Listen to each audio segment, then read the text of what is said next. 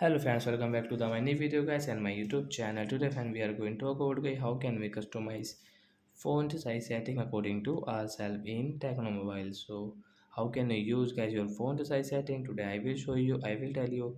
So first of all guys open your phone setting to customize your font size. Then guys scroll it.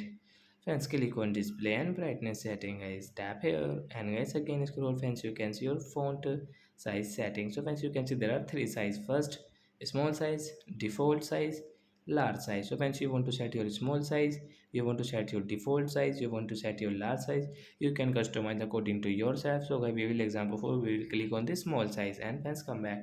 So once you can see your Tecno phone font small size.